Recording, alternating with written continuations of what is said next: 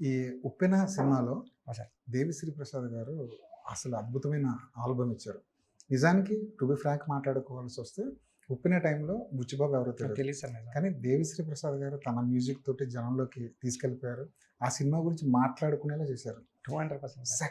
Second film వచ్చేసరికి ఖచ్చితంగా మైండ్‌లో దేవిశ్రీ ప్రసాద్ మాత్రమే మెదులుతుంటాడు కదా! కానీ రెహమాన్ గారికి ఆ ఐడియా ఎలా వచ్చింది?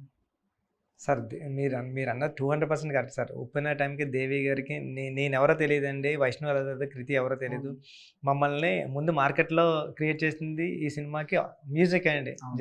'జల జల జల పతంగా' గాని, 'నీ కన్ను నీలి సముద్రం' గాని, అంటే దేవి గారు లేకపోతే మేము ముగ్గురం లేమండి. దానికి ఎప్పుడు నేను గ్రేట్‌ఫుల్‌గా ఉంటానండి ఆయనకి.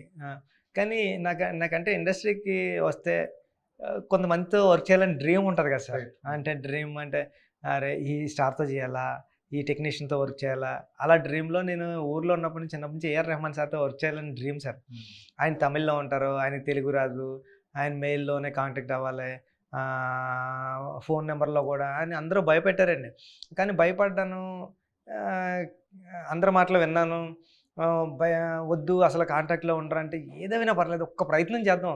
ప్రయత్నం చేసిన తర్వాత వద్దంటే అప్పుడు ఆగిపోదాం గానీ అని నేను రెహమాన్ సార్ దగ్గరికెళ్ళామండి. ఎళ్తే రెహమాన్ సార్ స్టోరీ చెప్పాము. నెంబర్ ఇచ్చారు. ఫోన్ నెంబర్ ఇచ్చారు. ఎవరికి నెంబర్ ఇవ్వరంటండి. ఫోన్ నెంబర్ ఇచ్చారు. ఫోన్ నెంబర్ ఇచ్చిన తర్వాత ఇప్పుడు కూడా జస్ట్ మిస్డ్ కాల్ మీరు చేస్తే షాక్ అవుతారు. ఇలా జస్ట్ ఇలా కాల్ చేసింటే వెనక్కి కాల్ చేస్తారు. ఎప్పుడు అవైలబిలిటీ అండి. ఎప్పుడు అంటే నేను స్టూడియోలోకెళ్ళి కూర్చుంటే నాకన్నా 5 మినిట్స్ ముందే ఉన్నారు తప్ప, లేకపోతే 5 మినిట్స్‌లో వచ్చేసారు తప్ప గంటలు వెయిట్ చేయడం గానియండి. ఒక హాఫ్ అన్ అవర్ వెయిట్ చేయడం కూడా లేదు సార్. చిన్న పిల్లోడిలాగా ఏంటండి ఏం చేస్తున్నారు అంటాడండి. ఏం చేస్తున్నారంటే ఏం లేదు సార్ అంటే సరదాగా కార్లో వెళ్దామండి అని కార్లో చెన్నై తిరుగుతా, లేకపోతే దుబాయ్‌లో వెళ్తా, సరదాగా పాటలు డిస్కస్ చేస్తా. మా మదర్ ప్లేస్ ఉంది వెళ్దామా అని అక్కడ కూర్చోబెట్టి, మీ ఫ్యామిలీని తీసుకురండి అని మా ఫ్యామిలీని కూడా మదర్ అంటే చాలా ఇష్టం. ఇష్టమండి. ఆయనకు ఒక ప్యాలెస్ లాంటిది కట్టారండి. ఒక సూపర్ ప్లేస్‌లో చాలా పీస్‌ఫుల్‌గా ఉంటదండి. అది అక్కడ తీసుకెళ్ళి అక్కడ నేను, ఇంతియాజ్ అలీ గారు, మణిరత్నం గారు సరదా కూర్చొని కబుర్లు చెప్పుకుంటా అందరికీ పరిచయం చేస్తూ ఉంటారండి. Buchibabu next film director national award winning director అమ్మో నేషనల్ అవార్డ్ ఇప్పుడు పనిచేస్తుంది అనుకున్నమాట సార్. అలాగా అందరినీ పరిచయం చేయడం కానివ్వండి, అంటే పెద్ద అక్కడ రెహమాన్ సార్ స్టూడియోలో ఎలా ఉంటుంది అనుకున్నారు మీరు? పెద్ద పెద్ద డైరెక్టర్స్ అందరూ వచ్చి కూర్చొని ఉంటుంటారు. వాళ్ళతో మాట్లాడడం అవన్నీ సూపర్ ఎక్స్పీరియన్స్ అండి.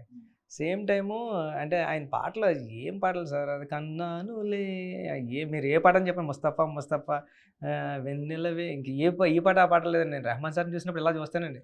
వెళ్ళిన వెంటనే ఫస్ట్‌నే కాలుకో దండం పెడతానండి. వచ్చేటప్పుడు ఇంకోసారి దండం పెడతాను. మధ్యలో ఎన్ని సార్లు తిడతాను సార్లు ఆ పాటలు ఆ వైబ్. బుచ్చి గారు మీరు మీ ప్రేమే నా మ్యూజిక్ అంతే అంటారు.